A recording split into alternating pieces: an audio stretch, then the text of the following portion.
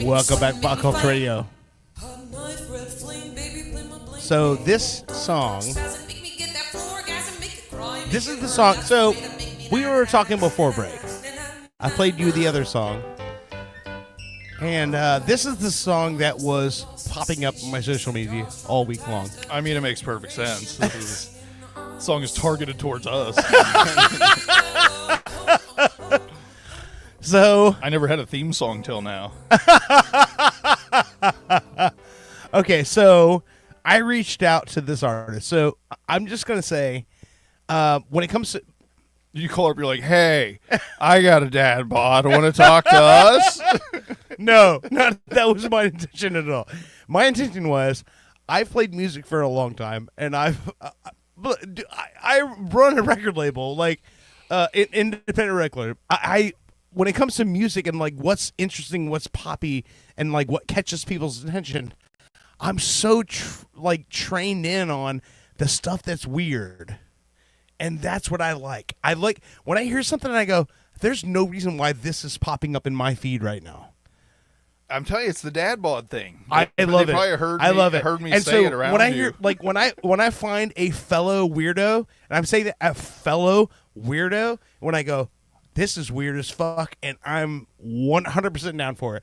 That's what I found in this, and so I reached out, and we have on the line Sam Cori. Sam, are you there? I'm here. Sam, I hope you don't take offense to me calling you a weirdo. I take great pride in it. I mean, this is the queen of the dad bods. She has to love weirdos. So I introduced your music to so Mr. Bushey. He's known by the rap name PCR Bush. He's also a published rap artist, and That was just loosely. you have one single. I have a joke song we did.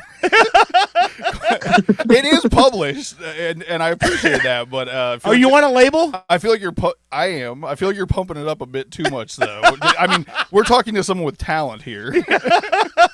Well, Okay, so here's my question, Sam. What was your and just throwing this out there? I am a guy in Orlando, Florida, who has played music most of my life. I'm 47 years old. I have toured since Bill Clinton was president. So we're talking about a long time. And for some reason, the last 2 weeks, you have been filling my feed. really? On my social media, and I don't know why.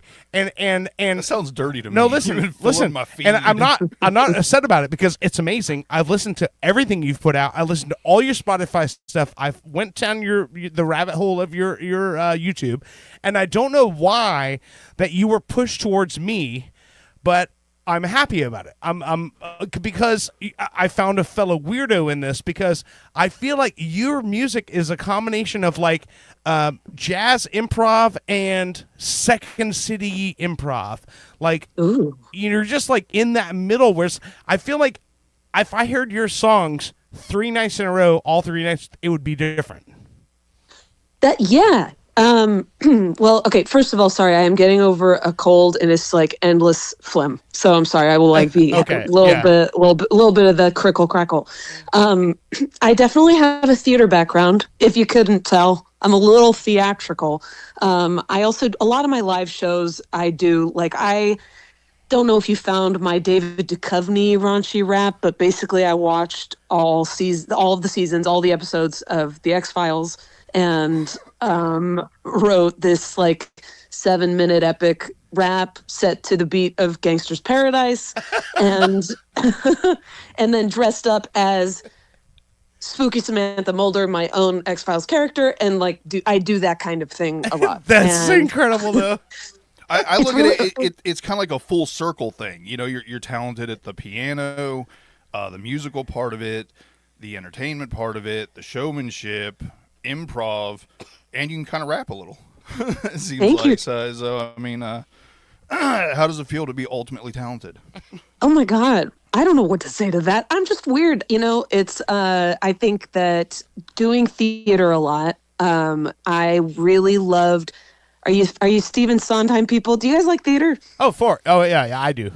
No. Keeping in mind, my wife used to work for. She was a contortionist for Cirque. Yes. So and also I have been made to watch Rent so many times I can't even count. And I don't even like Rent, but that's like her favorite play, so I've watched that one. But I was a stand-up comedian. I toured as a stand-up comedian and as a musician for like the last 30 years. So like anything that falls into those realms, I'm totally down. Hell yeah.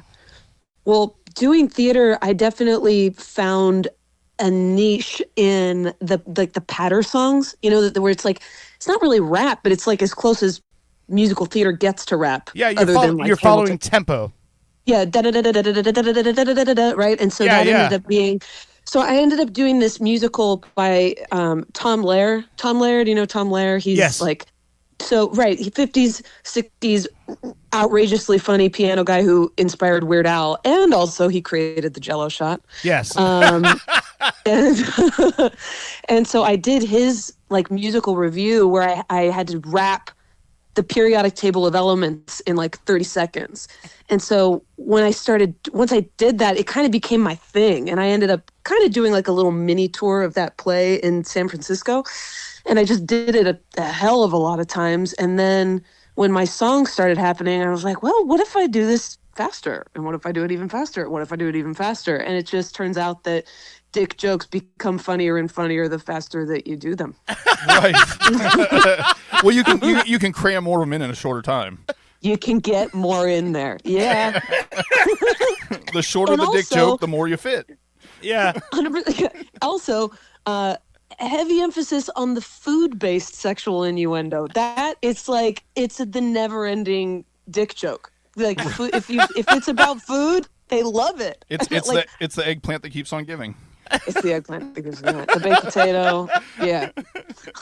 So but then you can say it's just, even if you just say it suggestively. Like I've got a song where I say, drink my sangria, and then the audience dies, and I'm like, it's not even, it's just the way I'm saying it that is making them think that it's sexual. Anyway. Okay, Sam, I used to for years, because I'm from Florida, and I'm from Orlando. So Orlando is not Florida. Just letting everyone know, we are the we are the blueberry in the sea of like tomato soup. So when I say like Back Florida to the food stuff. Yeah, well, not getting political about this, but we're pretty like progressive here in Florida. But I used to do this like redneck character when I was doing comedy, and I used to say the word vagina. When I would say it, I was talking about women don't know what they're doing with their vagina. And when you say vagina, it makes everyone laugh. It's no different, but I'm just saying the word incorrectly. And people laugh at the fact that some guy is such an idiot. He doesn't know how to pronounce vagina, and he's saying it incorrectly, and then people laugh at it. So when you say that line you were saying, like when you say something funny or you put inflection in places where it shouldn't be, that's like key like comedy shit. Like that's great. Well, what I love is, like she said, you're using a word that has never been used to describe a particular thing. Yeah. To describe that particular thing. Nobody's made that association yet. Yes, and I'm like, wow, look at all of the associations that have never been made. Like, right. Freaking free for all. Well, it's great. It's great when the ones you're trying to make have no root in logic. You just go anywhere you want. Yes. I'm like, it's like, let's make the gravy, let's make the grits, and they're just like, oh my God. Like, wow. Okay, so all I have to do is just open my fridge and press record on my phone. Climb the ladder to my basement. What? So the question being, one of the questions I have is, so in the past couple of weeks, have you been seeing like an uptick in like people reaching out to you, or am I just like some random weirdo? I've gotten some, honestly, no, I have had that. I've had a good amount of that recently. And then, my buddy who's basically, he's my manager. He mixes my tracks. He got me this wonderful opportunity where I just got to open for the Crash Test Dummies, which was definitely the coolest I saw thing. that video. That was fucking incredible. That's great. Oh my God, they are so amazing. Can I just tell you, kind of in the same million years, I got to play guitars for Sean Nelson from just forgot the name of the band, Harvey Danger. Not too long ago. Oh yeah. Harvey Danger. Paranoia. Hell yeah. Yeah. So Yeah. I got to play guitar in that band for one song. But yeah, so it's cool when stuff like that happens, when things come up. And also that same show I opened for Coolio. That was like 2 years ago. Yeah, that was a couple years ago before he passed away. But no, it's weird how shit like that happens. Like you get a gig. Did they incorporate a song with you guys together, or you just open for them? Or I mean, either way is cool as shit. I'm just curious. For me, so my buddy Lucas, my manager, he found me on the internet. That was my segue into this. He just found me. He said that I popped up in his thing. He booked me at a festival in Snohomish, which by the way, I'm from Tacoma, Washington, and which comes up in a lot of my songs. And I just opened for them, but they were lavishly kind. Like, they listened to my whole set. They didn't have to do that. They were, really attentive and talked to me and gave me like specific feedback about my songs and liking it. It was just beautiful. That's amazing. Yeah, it was lucky. Did you just walk up and go, oh? I feel like if I was to meet him, I wouldn't be able to help myself. I just have to do that. I mean, I was definitely shy, but Ellen, like talking to Brad was surreal. It was surreal talking to all of them, but Ellen is weird like me. So we really couldn't stop talking. So that was a highlight for sure. Well, what you're going to find, Sam, is a lot of the people that you meet in this industry are weird like you. Well, fuck yes, bring it on. That's why we all end up where we're at, is because we're weird like you. We don't have a place in the world. I mean, I'm not saying that in a bad way. We all do have a place in the world, but there's not a specific corner that we fit into that isn't performing.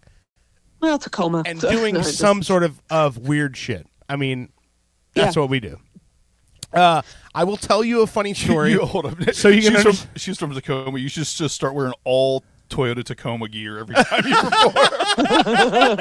Dress up like a Tacoma like pickup. a Tacoma hat, get one flat brim.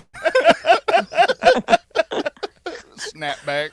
I will give you a quip that I think that you'll find funny. So Mr. Bushey, so first of all, most of the time when we do this show, there's more people than just me and Mr. Bushey. Owen and Brittany, who are the other two on the show, they are a couple. Owen and Brittany have welcomed 2 children into the world in the last 14 months. Whoa. Yeah. So banging them out, literally. Yeah. Whoa. And so they're not here tonight.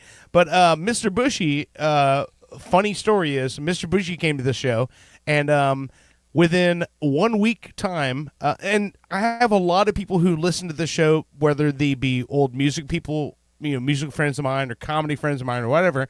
Mr. Bushey made a comment on our September 11th show a few years ago. Oh, shit. I forgot. When we said, do you remember where you were on September 11th? And Mr. Bushey said, I remember where I was when Taco Bell discontinued the Mexican pizza.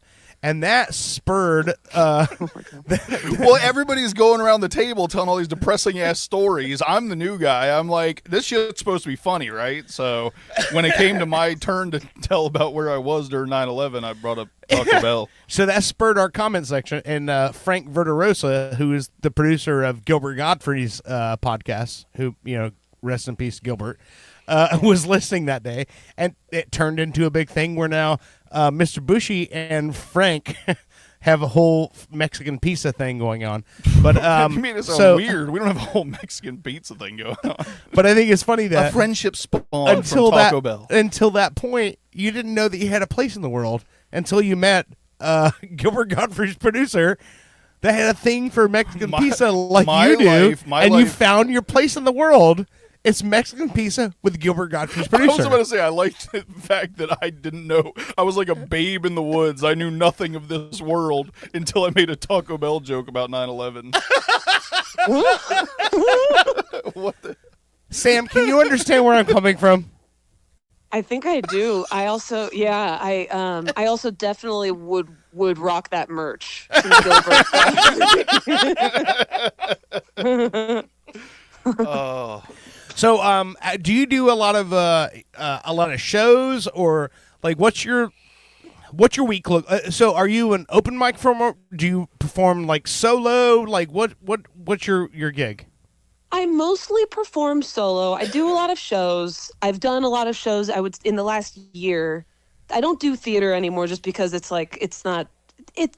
I need to do my own. Right, content. right. So I think that the next step, and I've got my cronies and my homies that are gonna help me. But I think that like a kind of a one woman show thing is sort of that's what it feels like. Yeah, I'm theatrical already. The little like banter in between the songs, like the little lead-ins that I do are also kind of solidified. And I've kind of got this like 90s nostalgia thing that I'm passionate about. And a lot of my songs have references to stuff from the 90s or what it felt like being a 90s kid. So, these characters maybe filming like some commercials, and then in my costume changes, we project like weird parody commercials. We've had talks of maybe having like a waffle iron on stage, and I'm like making waffles for the people in the audience, like just something. Hey guys, come for dinner and a show. Right? It's like dinner theater, but in a way that come you've for a never show. even... Come for a show. Stay for breakfast. Yeah. I like the idea that you like finish your content, the show's done, but not everybody got a waffle yet, so you're there for 2 fucking hours afterwards making waffles, and you're like, I didn't think this through all the way. There's 2,000 people here, and I got one fucking waffle iron. Oh my god, That's incredible. 4 in the morning. Though, I mean, I could see a fire happening every night. So. That's so good. So with your song content, so the songs I've heard, do you just like, is this improv? Like, do you just like so you start playing a riff and then just like freestyle? Because it feels like a freestyle, but obviously, lyrically, it's way more composed than a freestyle. So like, where does that come from? Like, I'm curious of the writing process here. Okay, I wish I was cool enough for that to be a freestyle. It's definitely 100% scripted.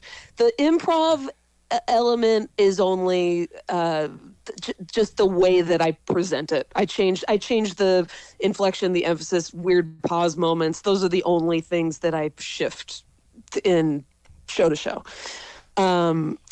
So I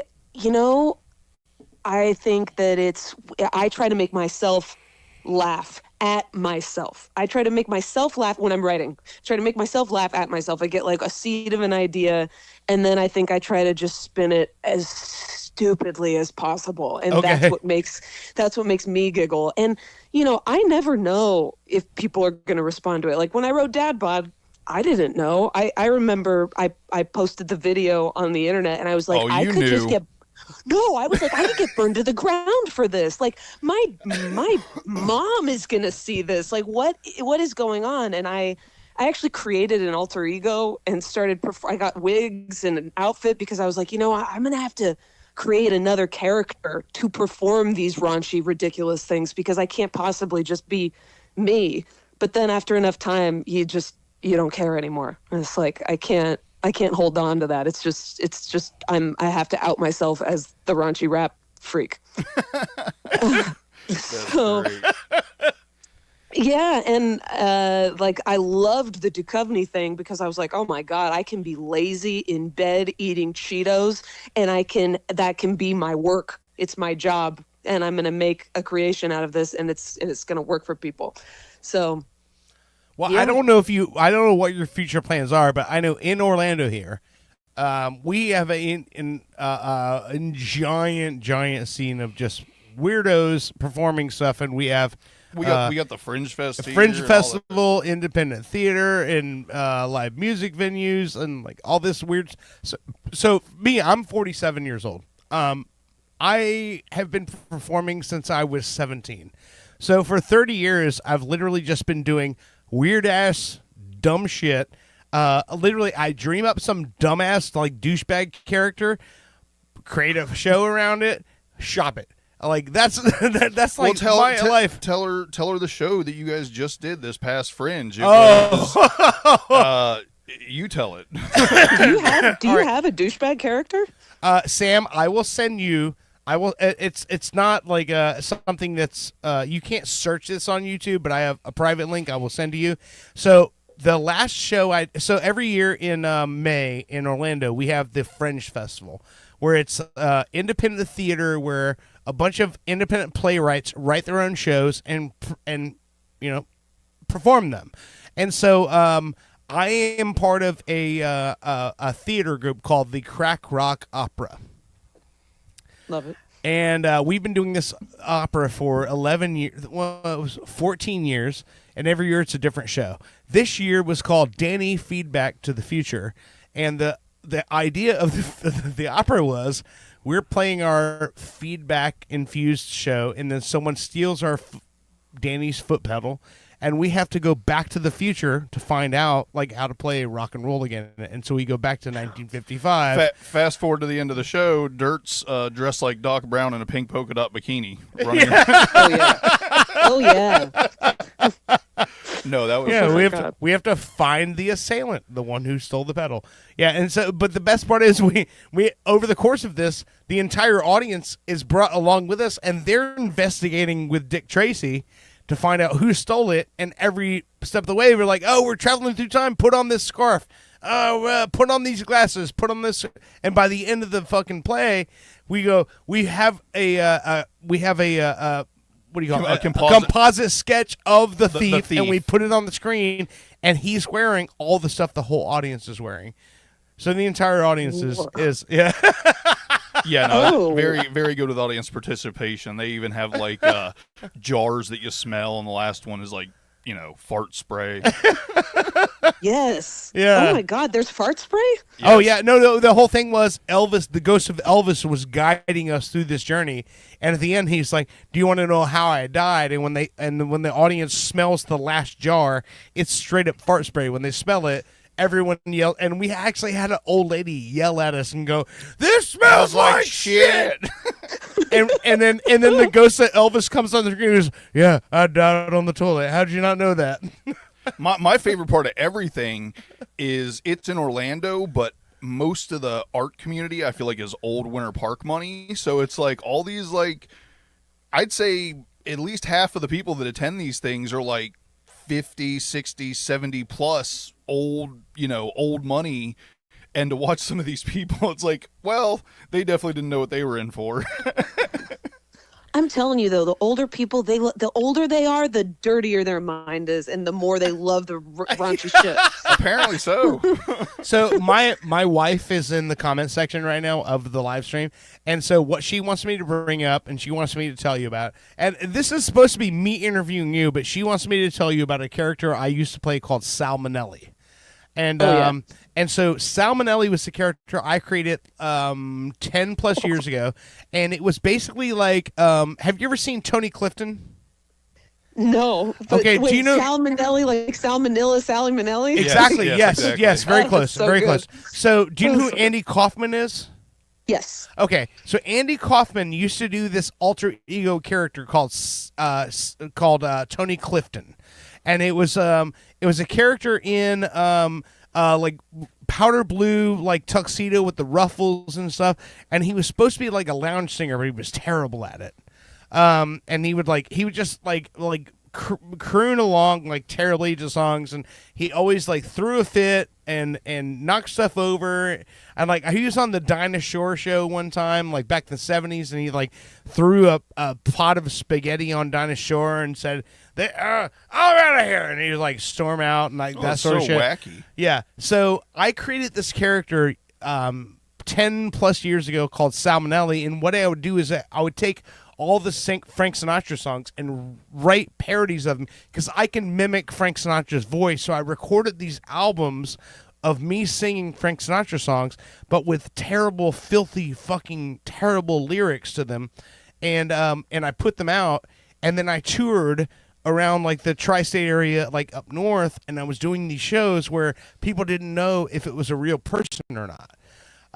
And so like I did, fly me to the moon, or slide me in your poon.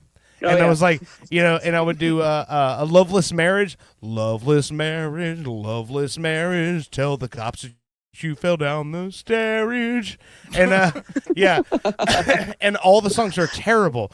But I would tour on that, and all the writers would say, "Do not look Mr. Minnelli in the eyes." And we just had these writers where it's like I created myself into this character where I was like, this has gone a bit too far. Like I don't know what to do with this anymore. So then it got to a point where in Orlando we have a giant gay community here, and I was like hosting like Miss Parliament House, where it was like their drag events, where it's like I was singing sex with every gay man in Orlando just for the bit. Just for the bit, yeah, just to sell it. No, but it's like you got to go the whole 9 yards. I mean, you can't back out at that point. Yeah, but or you backed onto the point. Yeah. But it was like they would be like doing like Miss Parliament House was just like their like Miss America for the drag queens, and I was like hosting that. It was amazing. I loved every minute of it because it was like we would do these shows where people had no idea who the fuck. Like I could literally walk in there and be the biggest dickhead in the world, and they just expected that. It was weird. It was so weird. But my wife loves that. So the first time that we ever did, I had ever did an event with her, I had told her going to the event, I said, listen, you need to understand something. Once we get there, I don't know you. And she goes, when you see me having sex with other women, you don't know me. not like it's that. In character. It's in character. Not like that. But I literally had to. I was in costume, and we're on the way to the gig, and I was like, listen, I'm a piece of shit, right? And I'm going to treat you like I'm going to be a piece of shit. And you need to understand. And so this thing, I'm always the guy that opens the doors for women and all that other shit. We got to the venue and I got out of the car. I walked across the fucking parking lot and just left her there. And she's like following me. She's like, follow me across the parking lot. And she's like, I'm like, I told you, I'm a fucking piece of shit. You should have hired someone to be nice for you.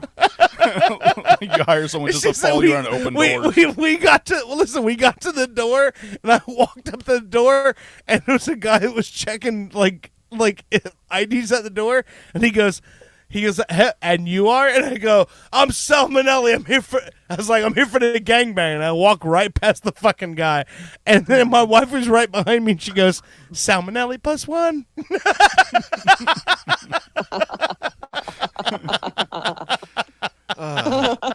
So if you ever want to come to Orlando and get in some hijinks. It sounds like Orlando is like where it's at. A little bit. It's a fun time, man. But so let me ask you this: so you have one album out on Spotify. Was that something that was self-produced, or like something you worked on your own, or like what's the deal behind that? So my buddy Lucas, the ones that have a lot going on, like more than just me and the instrument, my buddy Lucas did extra instrumentation and mixed it and did cool shit.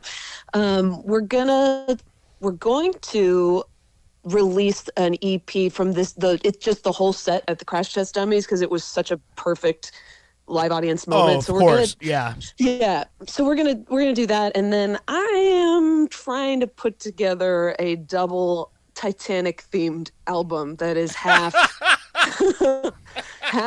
the songs feel like they are above, and half is like sunken ship vibes. That's fucking awesome. Yeah, kind of on theme with weirdness and 90s. So that's awesome. Well, yeah. Do you have an artist that you?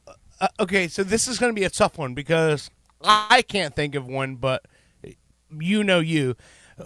Is there an artist that you relate yourself to where you go, that's my girl, or that's my guy, or like that's my like style. Like, who's your influence in all this?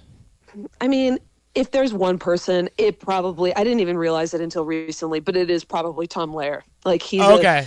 All right. he's a piano comedy freak, and he was kind of the OG raunchy piano rap guy. And he's just kind of baked into my psyche because of how many times I performed his show. But I'm all over the map. Like I grew up doing classical piano, and I love me some Beethoven. Who doesn't? Beethoven was also raunchy as fuck. They all are. Yeah. And I'm also a big Regina Spektor fan. If there's a lady, it's probably Regina Spektor. Yes. So Yeah. just curious, like when Dirt first showed me the dad bod thing, I was like, oh, she kind of reminds me of like Bo Burnham. Do you know Bo Burnham or? Yeah, I'm really bad. I do get that sometimes because I guess he's like a piano comedy dude. Right. And I'm not trying to pigeonhole. You guys are very different. I'm just saying like that's kind of the presentation. You know, I mean that's kind of what it reminded me of. Quirky, funny piano. It's a compliment. I just haven't listened. I have been bad. I haven't listened to his stuff much. I've heard a couple of songs, but I haven't sat down and absorbed his discography, which I should do. I don't look at it as weird or bad at all. I actually was a huge fan of talk radio and podcasts. I stopped listening to all talk radio and podcasts about a month after I started being on one because I didn't want to feel like I was pulling jokes or themes or ideas from other shows or people. I relate to that. I relate to that big time. I am an audiobook narrator, but I've never listened to an audiobook. Right. Not one single audiobook. I tend to watch the same things over and over again and listen to the same things over and over again. I don't branch out into new stuff very much. Yeah. Well, I mean, it kind of makes sense if you're creative and you're creating your own entertainment in your mind and you're always putting stuff together. You probably don't need all the external input of new stuff. Yeah, I just need the things that I create. I am so talented. Fuck everything else entertainment. It's all about me. And my stuff is the shit. And I occasionally watch, Shipping Wars. Yeah. I just video myself and watch it back, and that's really all I need. Right. Sam, did you hear our first segment by any chance? I did not. Okay. So I want to throw something at you. This might be something. So are you a 90s kid by chance? I'm a 90s kid. Yeah, okay. She was all into the 90s. Okay. So do you remember Showbiz Pizza? No. What is that? The prequel to Chuck E. Cheese. Okay. Oh, no. Okay. So once this episode posts, or even when we're done, so Showbiz Pizza was the original Chuck E. Cheese before Chuck E. Cheese bought it out. So the guy who created all the animatronic bands and shit like that, the guy who invented Whack-A-Mole, you know that game, right? Yeah. Okay. So he went to high school with my father.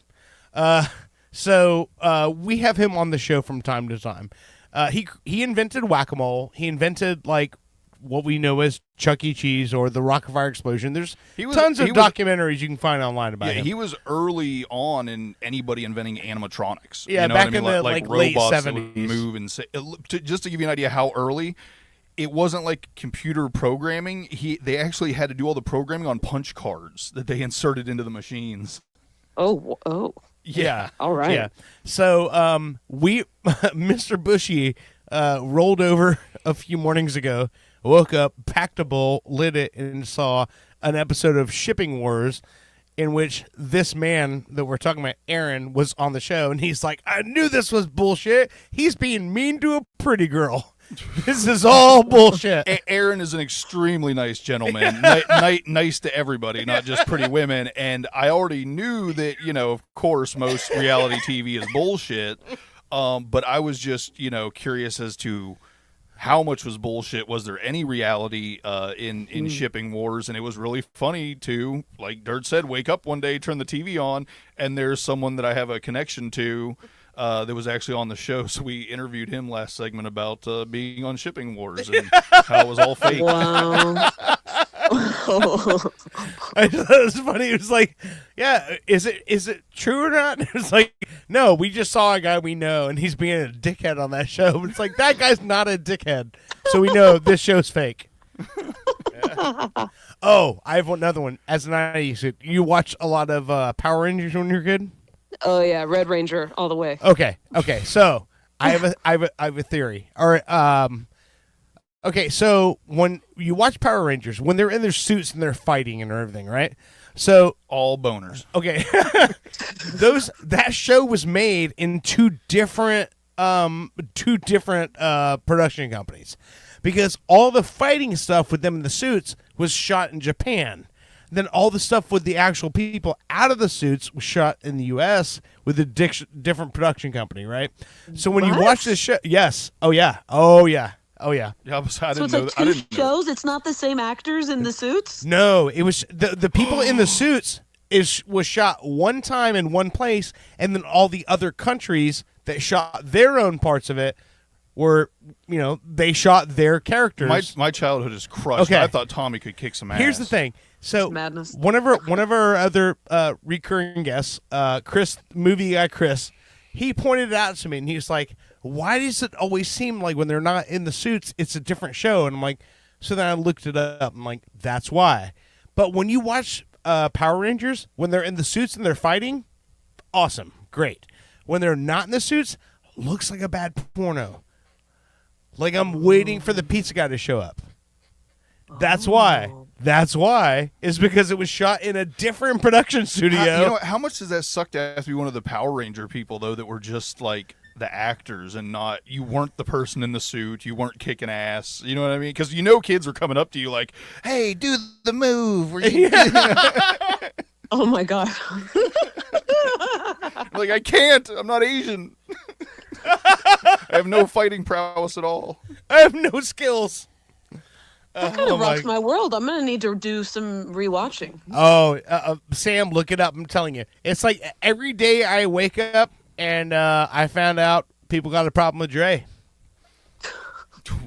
No, that's the line from the song. Oh. No, every day I wake up and I find out something I knew. I think every day I wake up and find out something I knew as a kid is not true. Oh damn! That's the curse we have as '90s kids.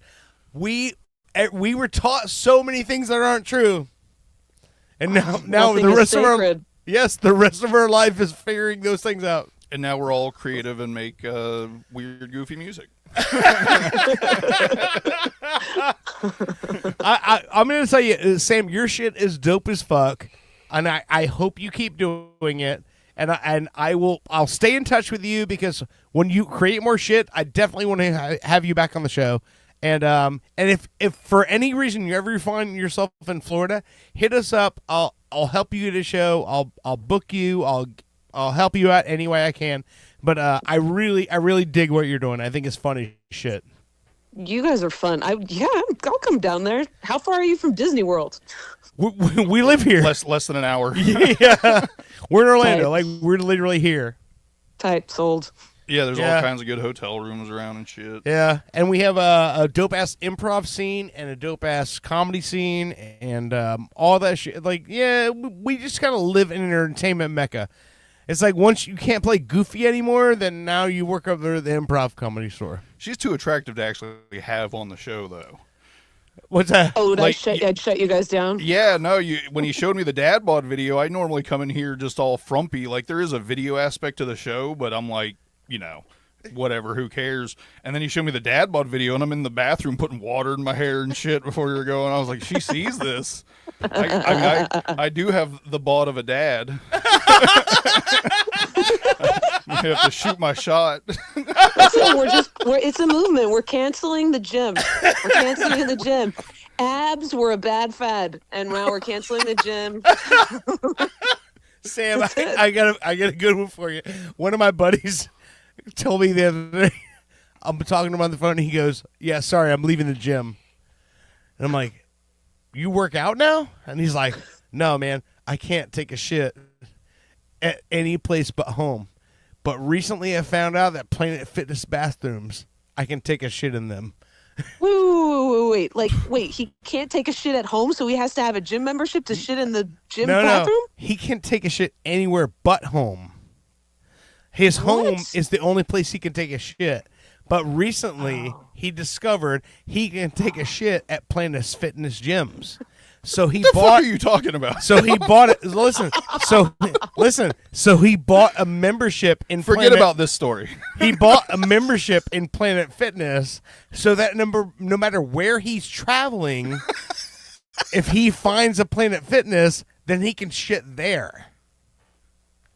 What? That's weird because I used to go to gyms a lot, and that is not like the pristine bathrooms. I mean, I don't like. Dude, he flat out told me, he's like, man, he's like maybe if you would have joined a cigar club or something, you know. Then... He said they have showers, their bathrooms are clean. So when he has to shower when he shits? This guy, yes, every time he takes a shit, he has a shower. What the fuck? Sam, I wish I could tell you who this person is we're talking about, but I can't. But what I'm saying is this guy can only take a shit at home. And then he found out, oh, I can also take a shit at Planet Fitness. This is comfortable. And so now he has a Planet Fitness membership. He walks in full business attire, walks straight past the desk, straight to the bathroom, takes a shit, and walks right out. And people don't know what the fuck this guy's deal is because they're like, he walked in full business attire. He walked out in full business attire. What's he training for? We don't know. That's why. Because he just wants to take a shit. It's a really creative way of sticking it to the man. He's not sticking it anyway. He's paying the same price if he was training. He's paying the same price if he was working out. Yeah, the man is sticking it to him, actually. He's like, and if I need a shower, they have those too. Yeah, I've never had to pay specifically per place just to go to the bathroom. I guess, is that a flex? I'll shit anywhere. I don't want to keep you too long, but Sam, what's the next? I don't want to keep talking to her because I'm afraid she won't talk to us again if we keep going. I feel like it was pretty good up to this point. What's the next theme for your next song? Like, do you have an idea of like where you're going? Yeah, I am writing a Titanic themed song. I'm doing a Titanic themed show. There's going to be a Titanic piñata, and that is April. That's April. I will say this: if you aren't performing on a piece of a door at some point, you're missing an opportunity. There's definitely going to be a piece of a door. It might be flimsy cardboard, but the token aspect of it is going to be there. You have to make it big enough where your co-star can fit, but not let them on. Yeah, definitely. Spray them in pepper spray in the eyes to get them off. I love that. You rip the what was it? The star of the what was the name of the heart of the star of the day. You gotta have that on. Yeah, but you gotta have that on and rip it off your neck like someone's chain snatching you, and then whip Leo off the door with the heart of the ocean chain you just broke off your neck.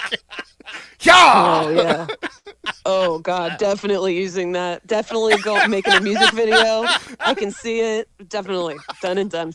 Check. You have the entire friend's apartment on that door, but he's not allowed. But he's not allowed on. Yeah, if you got like six people in the show, you bring everybody out to get on the door at the very end except for him. The curtain is just a big door. Oh my god. Oh my god.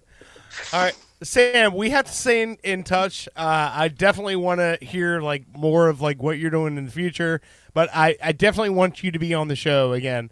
Let's do it. Your shit is hilarious, and as an improv and comedy actor myself, like I love what you're doing because here's what's so funny to me is that I see these performances with you online, and I can see the audience, and I can see there's people in the audience that are like, we don't know what the fuck is going on right now, but then right behind them is two people losing their shit. And that's my favorite audiences ever. It's because those two people who don't know what's going on, those are the people I'm focusing on. I'm fucking throwing everything at those two people.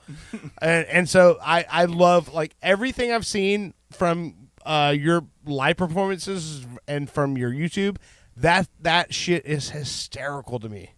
I'm glad. I'm totally digging it. I'm definitely a fan. Well, definitely then go listen to Moby Dick, raunchy rap about Moby Dick that I did at Town Hall Seattle in front of like 400 wealthy, civilized Seattle people. And it was a raunchy rap about whale dick, about a woman named Madam Big Dick who is on the hunt for the biggest dick on the planet. And it's I take it back. Start talking about your buddy who doesn't shit in public.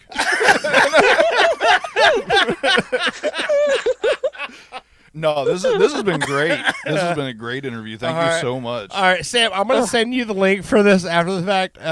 But I need to have you back on the show. And listen, if there's anything, when we're booking a show, if we're booking a show coming forward, if I can put you on it, I'm doing that. So we'll be on it. Yeah, I'll come down. Yeah, come down, hang out. I'm sure everybody here will be more than happy to have you around. Great. Well, I'm down. I'm down. So let me ask you this: High five. So, if going to break on your Spotify, the song "Moby Dick" is that the song that you're talking about? Yeah, it's on there. Okay, so that's what we're gonna play going to break. Hell yeah! Oh my God, yes. All right, we're playing that going to break. All right, so we've been talking to Sam Cori. Sam, you want to plug anything? Hi, follow me on Instagram. My Instagram is I am Sam Cori, Cori. Send me a message. I'll talk to you. That's it. Be ready. There's going to be at least 1 to 3 messages. That depends on how many messages I decide to send you. Dude, you're listen, I call people dude. I'm sorry, but no. I do too. No, she dude, said 90s kid. Everybody's dude. I know. Seriously, you're awesome. I love it. If you come into now, then you got to call everybody bro. Okay. But Yeah, fuck that. Yeah, but in a really weird context, it makes no sense. Yeah, no, bro is where it creeps me out. Dude, come on. Hey, dude, the show? 90s? Yeah. Yes. Yeah. Christine Taylor? Oh, yeah. That's Ben Stiller's wife? Yeah. Yeah, she's hot as shit, bro. Like, what do you not know? I don't know. I don't know Ben Stiller's wife. I don't know why you're surprised by that.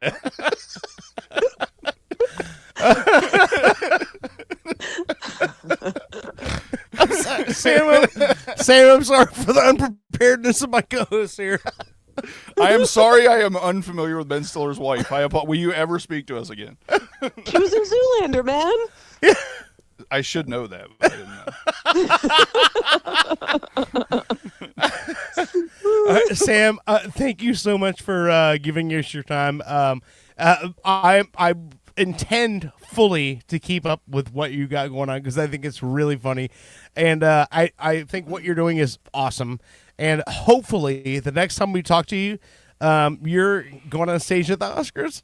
Fuck yeah! Fuck yeah! Okay. Say put it out there, right? Speaking in the world, let's see what happens, right? Yeah, let's manifest. You're gonna get a Tony. All right. Hey, yeah. A Tony, an Emmy, an Oscar, an EGOT. You're getting the EGOT shit, right? Yeah, they're gonna make a new category for waffle-based theater. Waffle-based theater. You know, I'm going to give you an idea for free. You can make a song called "Not Like Them." Ooh. Okay.